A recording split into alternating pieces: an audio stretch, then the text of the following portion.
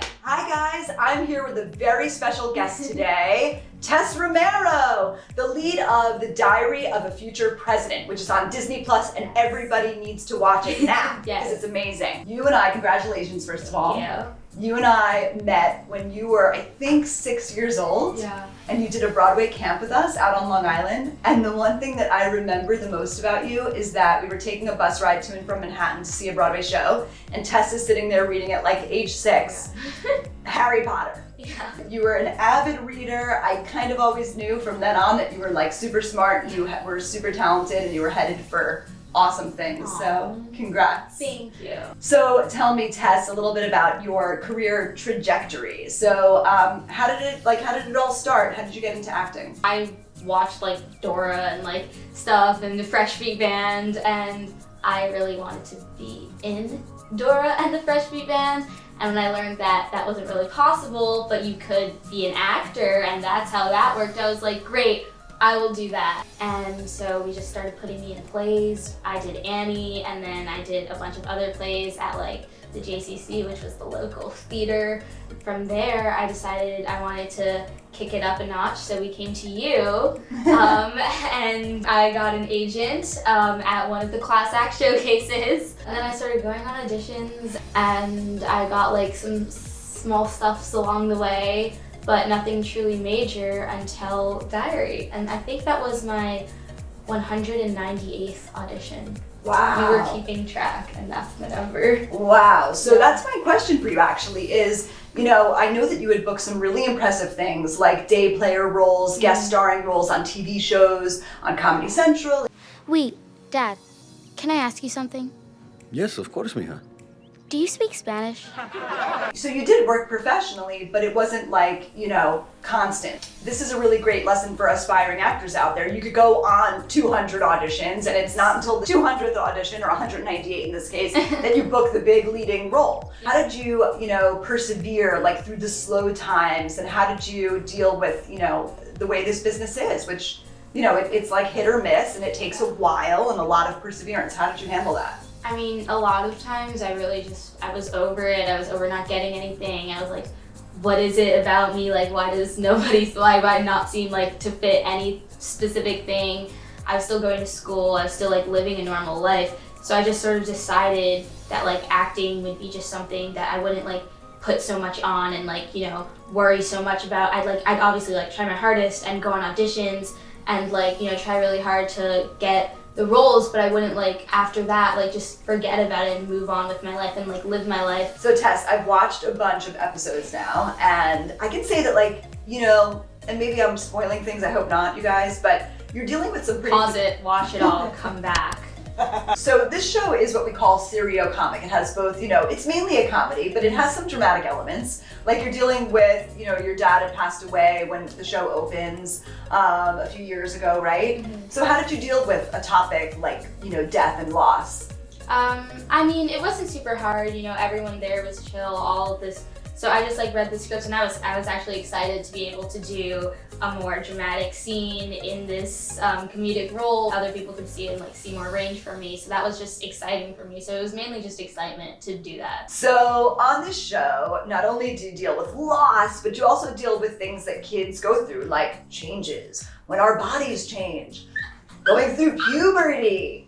Tell us about that. Was that awkward for you as a kid talking about getting your period? Everyone there was like super chill. It's a very female-driven story, so everyone was super just like into it, and it didn't feel like we weren't treating it like anything special. It's just another day. Yeah, because it just felt like pretty natural, just like filming it, because it's just, you know, all these females around, all these just people supporting, so no one thought it was weird or anything. Wow, you're dealing with a lot on this show, right? Diary of a Future President for Love, Loss, and Periods. So you had your first audition. How quickly did you hear back, would you say, about the callback? Like the first one I just went in, and then they wanted me to do a Skype with everybody in LA, or with Gina and a casting director in LA. Explain who Gina is, tell us. Oh, Gina is the executive producer of the show. She's also a big star, very talented lady. She was in Jane the Virgin, she played Jane.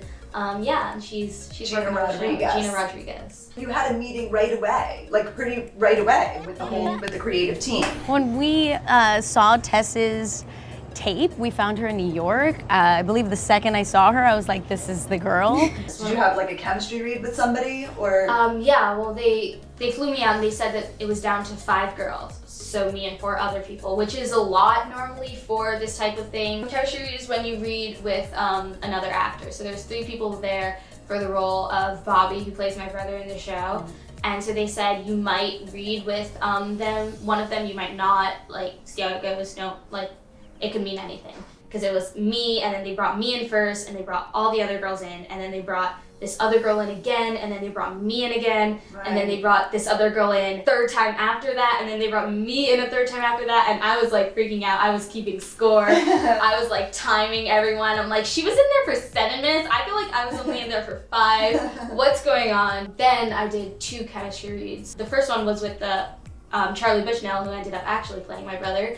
How quickly after that did you find out that you got the role? After that, I found out, I think, 3 days later. You went from being a kid actor, going to school, being a normal kid, going in occasionally for auditions here and there, working here and there, to being the star of a Disney Plus show. Being like the star of your own show, you are the future president, Diary of a Future President, she's the future president. So you go out to LA to shoot this. You spend the summer out there, right? You came back to school at the beginning of the school year and you had missed some school already. How was that? And how was the transition back to like regular school life? It wasn't even that bad. Like I'm sure like other kids on other projects have to miss like a lot more. Right. Because we filmed over the summer, so I only missed the beginning, so you would think it's like not that crazy. But I definitely had a lot of work to make up, and they, at first they were not really happy with me. I'm still trying to keep that up, so it's a lot of work. Most often with Disney Nick shows, on Monday they'll have a table read, and then they'll start to see that the script will evolve and change throughout the week because like they're changing lines or this joke doesn't work, we got to rewrite that. Yeah. Or is that the same thing for you on this set? Yeah, you're always getting new pages. And now you have to learn like new lines constantly throughout the week. Yeah. How did you manage that? How did you do it? A lot of times I would like learn the lines of the day while sitting in the hair and makeup chair that morning, like right before I had to film it. So you're sitting there reading as somebody's doing your hair and makeup. Yeah, and eating breakfast, and like it was a lot because I have like work hours limits, so I can only work 9.5 hours. So why is that? Because you are child labor laws, and I'm a minor. Yeah. So how did you feel on the first day when you got to set? I was super excited. I was also like pretty nervous. But it was always learning something new, especially in the first few episodes. So that was really cool and exciting, just like learning how everything worked, because I'd been on sets before, but like now I was gonna like really spend time there and like really get to know everyone versus just like, because when you're like in a day player role or a guest star, like you're there and you're like visiting, but when you're there, you're like, when you're there, you're recurring, you live there, and it's like, you get to know it inside out, so that was really cool. We have a lot of aspiring actors out there who are probably watching this interview, and I would like to know what advice you have for young aspiring actors. I would say to just keep going through all the rejection, because there's going to be a lot of no's before that yes comes, which I know everybody hears, but it's really true. You just have to keep going, and it could be really sad at times because there's a lot of rejection there, but if someone doesn't like you or if you're not right for this role, there's gonna be something out there. All right, you guys, thank you so much, Tess. Thank you. We're so glad that, Tess found her wonderful agents here at Class Act New York at our big showcase. You guys come out and audition for the May 20th showcase. There'll be 20 scouting agents and managers there.